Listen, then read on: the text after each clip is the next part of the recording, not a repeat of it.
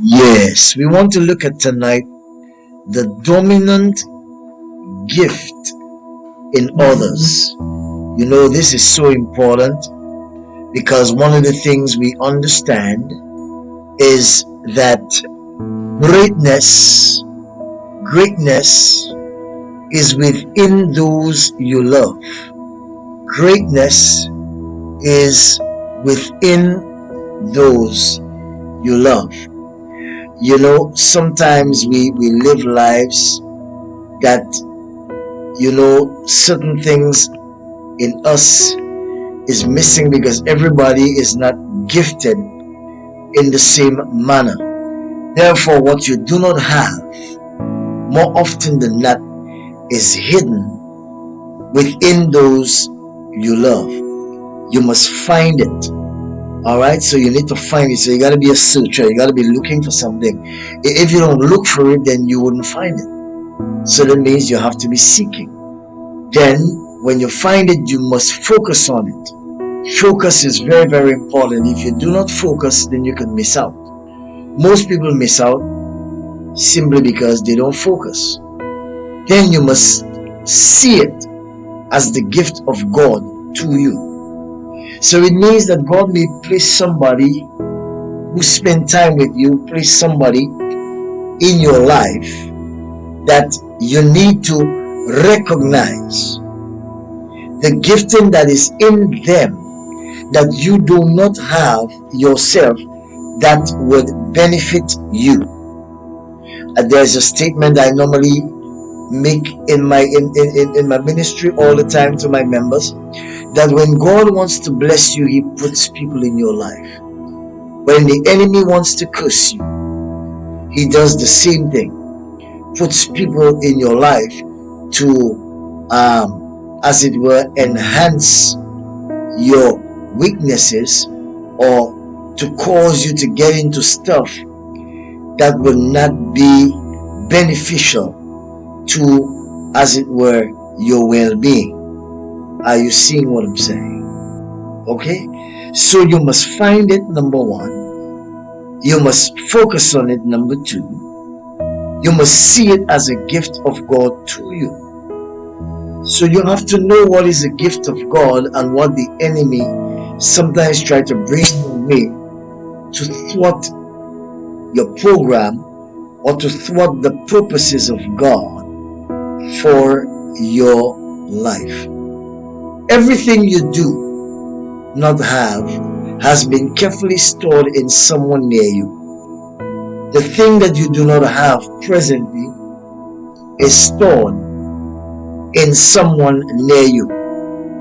It means that your blessing, your gift, or what you need from God is tied to somebody. Whether it be tied to your apostle, or it is tied to your pastor, or it is tied to somebody somewhere. So I normally tell people, somebody got your stuff. The stuff that you need, somebody has it. Are you there? As you begin to find it, focus on it, see it as a gift of God, then you would find that life would be better for you, simply because you would get the thing to help you fulfill your purpose in the earth. Love is the secret map to that treasure. Love is the secret map to that treasure. Are you seeing what I'm saying? The Bible says it this way. It says one place, love covers a multitude of sin. Are you there with me? So it means that we need to stop capitalizing on people's weaknesses and begin to demonstrate love, and where they are strong, celebrate their strength, which would inevitably become a blessing to you. Alright? One of the major mistakes in life happened many years ago. Dr. Mike Murdoch was saying, he said, a young lady worked for me who was incredibly spontaneous, happy and joyful. Alright? She was very happy and joyful person. When she walked into a room, everything smiled. Her gift was enthusiasm. See, that was a gift. She headed my music company. One day I pulled open the filing cabinets. Everything was in disarray. Bank statements had been misfiled and labeled. It looked like a catastrophe. Upset, I called her into my office. And I said to her, I love you very much. You are very special to me. But I cannot have disorder in my office, he says. I suggest that you go to Bible school. I will pay your way through Bible college, he said to her. I know you love God and God has his hand on your life. She cried, I cried. For weeks afterward, it was like my office was a funeral home. I never realized my staff was so boring until she left, he said. It was like death in the place. Dr. Murdoch said, months later, it dawned on me. I wanted her to be a coach, but God had given her the personality of a cheerleader. So you see, anybody who comes into your life, everybody's not the same. People have different giftings. So you need to see the gift that persons have and use them accordingly, or release them to fulfill their God-given gift. The young lady was a cheerleader. She wasn't a coach. You see? Because coaches normally put things in place and they are perfectionists and to make sure everything is in order and all the rest of it. But she was the one to make the place happy. She was the life of the party. She was the life of the office. When she comes in, the atmosphere changed. But she was not a person who kept order. So she was a motivator, not an educator. She wouldn't educate you, but she would motivate you. She would push you. She would make you happy. Are you getting what I'm saying? Her gift was joy. Her gift was not judgment. She was not there to correct persons and all the rest of it. Her gift was joy. Her gift was spontaneity, not structure. She was not a structured person, a steady person. She was spontaneous. She flew with the times.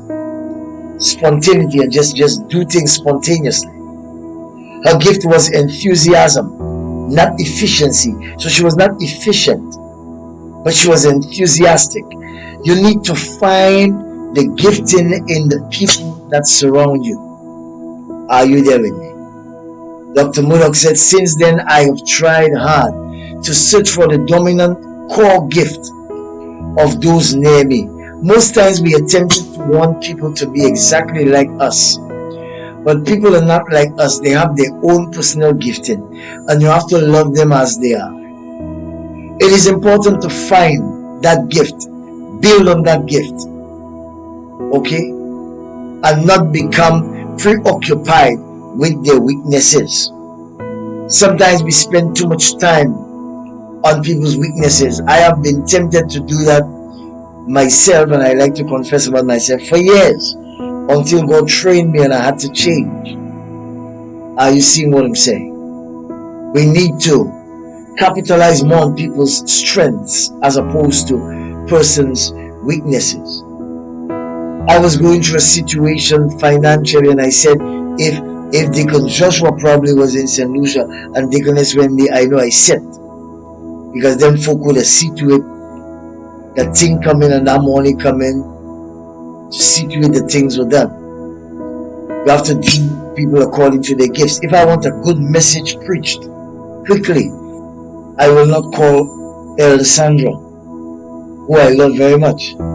But if I have a situation, something to do with finances or something that I want to do, I can go to my Elder Sandra. I know I will get the fullest support, not just financially, but even supporting what I intend to do once it is of God. She's one of the persons that would say, Apostle, go for it. She will not look for the other persons. If I tell, they would look at the negative side and tell me, what if it doesn't work, and that will happen and this will happen. My elder is not like that. If I want to do it, she will be my support system. So you have people like that. They might not be able to preach, but they might be strong in other places. Are you getting what I'm saying? If I want something set in the church or order to be set, the two persons I can tell is Abigail, and she will set me all the whether persons like it or not. I can say that to Sister Ronita. She will put mechanisms in place and see to it that is done. As opposed to my other leaders, whose names I will not mention, they would be lenient and they would not want to say things to people, and they would tell them, well, it's because Apostle says so. Well, Abigail and Ronita might not do that. They will tell you what it's supposed to be, and that is the order of the church. They don't necessarily have to put my name. So you use people's giftings according to where they are. Some people, some leaders, they like to make friends, so they don't want to be harsh and they don't want to be stern because people might not like them. But you have others that probably like Abigail and Renita that are not like that. If the thing is not right, it's not right. If it's right, it's right. You know, and that's just how it is. Now I am like that as a coach. You know, I coach my members. I just normally tell them I don't really need to be a friend. I'll tell you what it is. You can either love me for it, or if they have 2 or 3 doors in the church, you can use whichever door you want to leave. Or even you can even leave through the window as well. If you want to, it's up to you. If you feel you're Spider-Man or Superman, you can jump out the window. Makes no difference to me. But principle is principle. Okay? Your circle of friends can offer you either motivation, mentorship, correction, loyalty, or celebration. Nobody contains it all. Like I said again, your circle of friends, the people you move around with, can offer you, some will offer you motivation, some will offer you mentorship, some will offer you correction, some will offer you loyalty, or some will offer you celebration. Nobody contains it all. You need to look for the gifting in every person that is around you, and once it is something that would cause you to fulfill your purpose, you grab onto it. You grab onto it. Paul said, hold fast to that which is good. If it's not good, we are holding on to it, but if it's good, we there. We in that. You understand what I'm saying? Because we have a job to do. We have something to do. We are called for a specific purpose. I want to give you 4 keys that strengthen friendships. 4 keys that strengthens friendship. First of all, let me state that everybody is not your friend. Just because you get to know somebody or find out about somebody or even spend time around that person, maybe in school, maybe at work, whatever, doesn't mean that they are your friend. When you say somebody is your friend, you had better know what you're talking about. Friendship is something very, very deep. So everybody is not your friend. Most times you have acquaintances. Most times you have people that do not even deserve your friendship. Just because you hear them, you think that they are your friend, but they may not be your friend. Are you getting what I'm saying? You are just being sweet and you're being nice and you're being kind, and everybody think that it is your friend. No, it is not your friend. Be careful who you call your friend. Be careful who you call your friend. I want to give you 4 things you need to know. 4 keys that strengthen friendships. Number 1, everything you need or want is hidden in someone near you. Everything you want, hallelujah, is hidden in someone near you. And that is tremendous, because God stores His heavenly treasure in earthen vessels. Are you seeing what I'm saying? God stores His heavenly treasure in earthen vessels, which means the thing God has for you might not necessarily be in you. He might place it in somebody for you. You need to recognize who that person is and gravitate to them so that you can receive the wealth or the treasure that God has placed inside of them for your benefit. Are you seeing what I'm saying? So which means that everything that you need or want is hidden in someone near you. God stores his heavenly treasure in earthen vessels. Number 2, what you respect will move toward you. Now I love this statement because it is a powerful statement. What you respect will move toward you. I remember when I first started studying and understanding about money, God showed me and he said, Simon, if you don't respect money, money will not come to you. You have to treat it good. I remember when I just started, we used to have those red dollars. Elder might remember them dollars, maybe them children might not remember. But we had paper dollars. I started taking my iron and ironing those dollars. I started taking all the doggers and ironing my $5 and $20 and $100 bills and $50 bills. Why? Because I had to respect money. I cannot pass and see 10 cents on the ground or 25 cents and don't pick it up. Money is important. You have to respect it. And when I began respecting money, money started coming towards me. I never missed money because I respect it. What you respect will move towards you. When you respect someone's gift, your enthusiasm will be apparent. They will respond to you. If you enjoy a gifting a person has and you normally celebrate it and you tell them about it, they will move towards you. They will come towards you because everybody loves affirmation, and everybody loves to be respected. So if you show respect to a thing or to a person, you will find that it gravitates to you. Are you getting what I'm saying? So what you respect will move towards you. That's why I just tell people, even in my counseling session, I'm about to do a wedding pretty soon, and I'm saying to the persons the same thing. You got to respect your spouse. The women have to learn to respect their husbands or their husbands to be. Respect is important. What you respect will move towards you. So look for the gifts in the people and then celebrate it. Respect it, and it will move towards you. Number 3, when God wants to bless you, he places a person in your life. But I just said it earlier, when the enemy wants to curse you as well, he places a person or people in your life. You know, God knows how to staff your weakness. God knows, he created you, he knows you have weaknesses. So he's staffing your weaknesses, bringing people around you that can strengthen the weak areas in your life. What you do not have, he has placed near you, very near.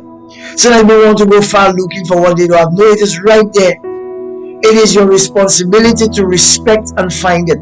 When you find it, respect it. When you find it, respect it. When you find a person, respect them. When you find the thing that you are weak in, respect it. It will gravitate to you and it will be a tremendous blessing to your life. So God wants to staff your weaknesses. Are you getting what I'm saying? Number 4. Someone is always observing you who is capable of greatly blessing you. Many times people think that people are not watching them. They're watching you. Some of them watching you for evil, and some are watching you for good. But be it known unto you tonight that you are constantly being watched. You're being observed.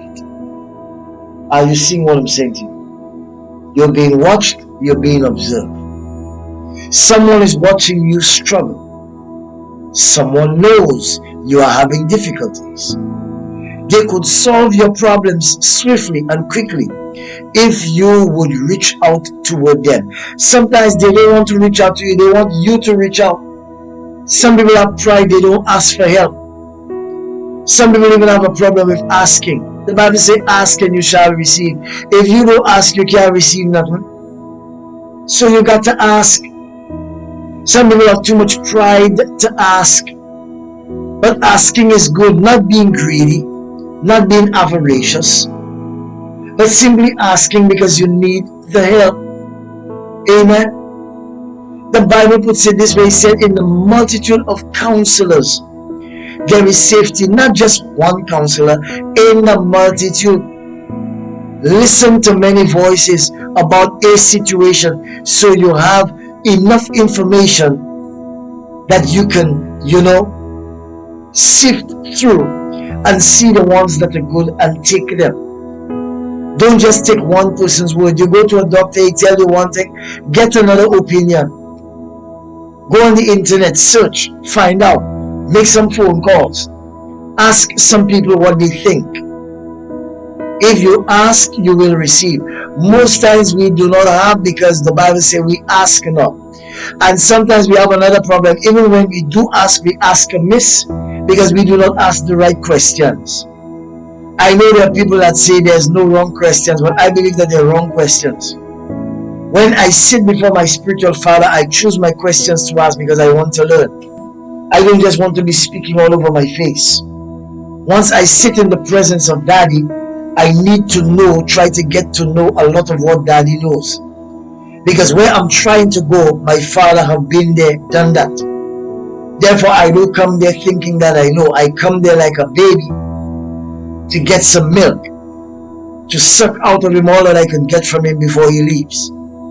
Are you seeing what I'm saying? That is the way it's supposed to be. Let's go a little further and look at what blinds us to the gifts of others. Some of the things that blinds us to the gifts of others. Failure to recognize the dominant gift in others can occur when we become obsessed with their flaws. Very dangerous. Self-absorbed with our own goals and overloaded with unreasonable schedules. I mentioned about 3 or 4 things there that you need to look out for. Failure to recognize the dominant gift in others can occur when we become what? Obsessed with their flaws. Some people, they cannot bypass your weaknesses. That is why you find that even your own family cannot really respect you the way that you should be respected because they keep looking at you according to your flaws and your weaknesses. So they really cannot see who you really are and the giftings that you have. Some friends are like that too because they know areas that you failed. Right now you have a really good job and you're the boss and stuff, or you're the supervisor or the manager. They want to say, who is you? They know you did this and they know you did that and they know you did the other. They try to bring up your past and your flaws to try to undermine the giftings that God have given to you to make your life better. Then you are self-absorbed with your own goals. There are some people, they're very self-centered. It's all about them. It's all about me, and I. It's never about we and us. It's about me and I. Self-absorbed with our own goals. Until I finish mine, then I'm not helping anybody else. But the Bible said you have to esteem others higher than yourself. Okay? And overloaded with unreasonable schedules. Well, I don't have time. I can't call people. I'm studying. I'm this and that. And right now, everything is about you. You're overloaded with unreasonable schedules. As much as your schedule is tough, you need to make time. Nobody really has time. But you have to make time. You do what needs to be done because what needs to be done has to be done. Are you seeing what I'm saying? There are certain things you cannot do every day, but there are certain things that you can do at least sometimes. Make some time. Once a week. Twice a week. Do what needs to be done. Dr. Mike Murdock gave a story there. And I want to share that story because I think it is powerful. He said, several years ago, I went to a friend's home. I enjoyed him and loved being around him. Externally, his home was gorgeous. That's the outside. It had wealth written all over it. But when I entered the home, it was almost like a pig pen. It was dirty, cluttered, disorganized, and even the refrigerator had dirty handprints all over it. When he started preparing me a sandwich, I declined. Brother, this is too bad in here. I just can't eat in this kind of it's kind of an atmosphere. In fact, your house needs cleaning bad. Dr. Mike Murdoch is straight and frank, and I know him like that. He was embarrassed greatly. I know. My wife refuses to keep it clean, he says. I pay for this house, pay the light bill, underwater bill, and it seems to me that the least she can do is to keep it clean. He was exasperated, embarrassed, and humiliated by it. How long have you been married? I asked. Dr. Mike asked. 20 years, my God. I have a prophetic word for you, brother, Dr. Mike says. She's not going to clean this house, ever. If you have been married 20 years and she still keeps a dirty house, it is not her gift, nor desire to do so. But that is her scriptural responsibility. He was fuming, he said. Dr. Mike Murdoch said to him, not really, I said. You can search that little phrase, keeper of the home, as long as you want to, but you cannot find scriptural proof that it is the woman's responsibility to vacuum her house, make up the beds, and clean out toilets. That's Mike Murdoch's philosophy, but I'll tell you mine just now. That is a cultural expectation, not a scriptural command, I said. Oh, really? I explained further. You hate homework. You hate housework, I mean. She hates housework. There are people who love housework. It is their business. I have two ladies that have been a great blessing to my own life in cleaning my house, I explained. Then I asked him another question. How long does it take you to make $150? About 1.5 hours. He answered. He was a salesman. I want you to do something. I want to do something for you. I want to pay the two ladies who clean my house to clean your house for 3 days.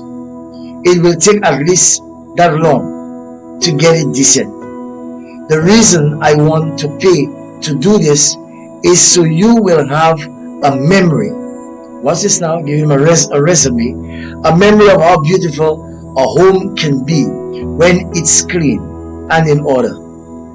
I want you to work an extra 1.5 hours each month to make $150 extra.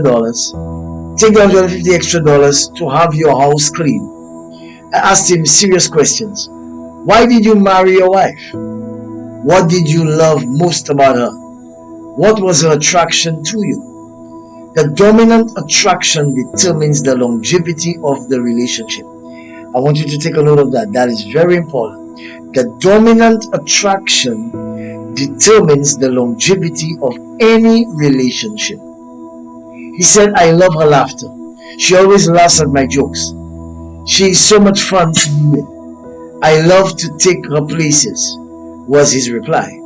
Then while those two ladies are cleaning your house, on one cleaning day every month, take your wife out to eat.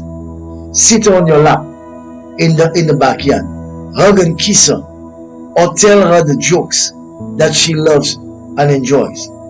But don't make her do things that she hates to do when you can provide that for her and free her time to enjoy your presence. You know, some of us have not recognized the uncommon difference and dominant gift in those nearest us, and it cost us dearly.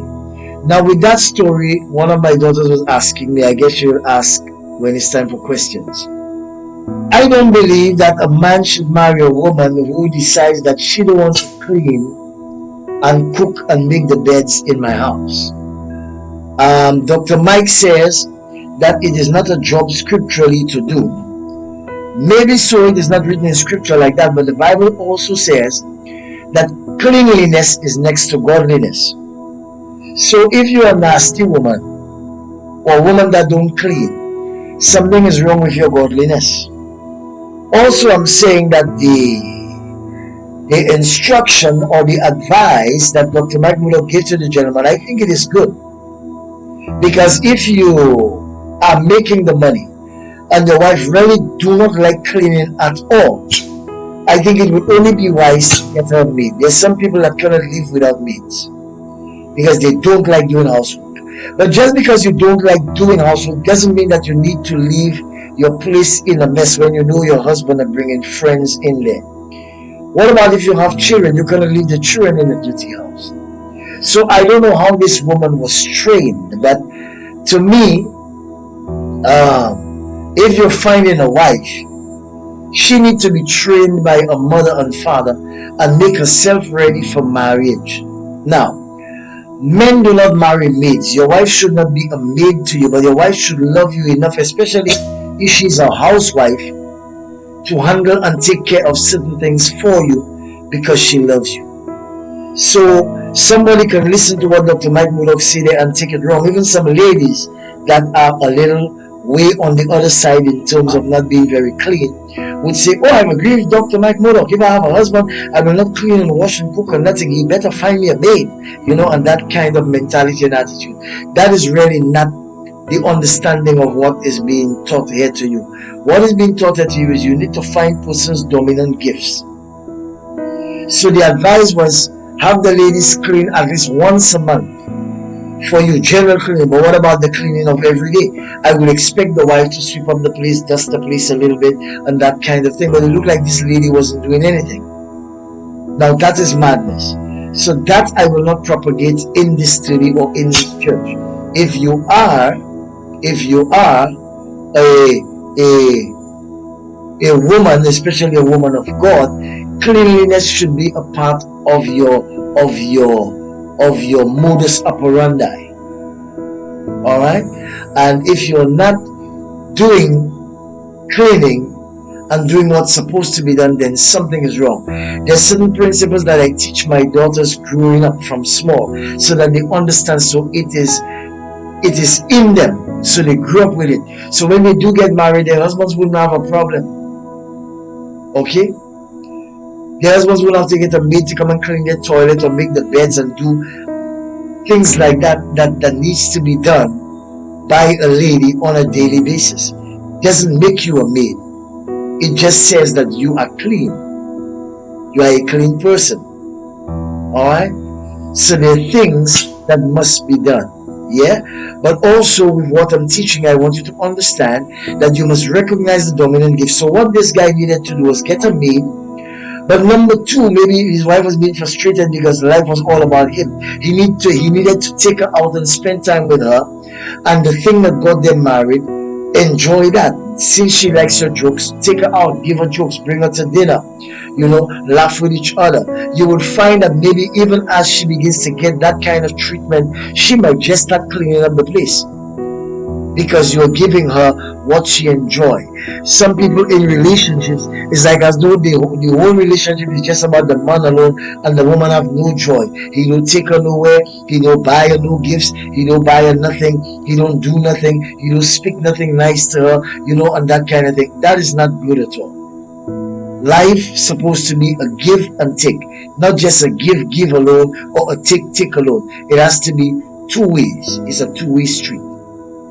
So you must recognize, the uncommon difference and dominant gifts in those nearest you. If you don't, it can cost you dearly, like it cost this man dearly, that after Dr. Mike told him about his home, he felt really bad, but then he got the answer. And when he began to do that with his wife, I believe things work. So I'm saying to us tonight, lastly, recognition of the dominant gift in others will multiply the joy you receive from them. Recognition of the dominant gift in others will multiply the joy you receive from them. I pray, God, that this word has done something for you tonight. Let us begin to flow with the law of recognition. It is so important. When we do not recognize most things, we lose out because we do not recognize. But when we recognize stuff, it works beautifully for our lives. I want to thank God for this word tonight. I pray that this word has done something in your life. I want to say God bless you. Until next time, this is Apostle Dr. Samuel James saying I love you and thank you. Goodbye.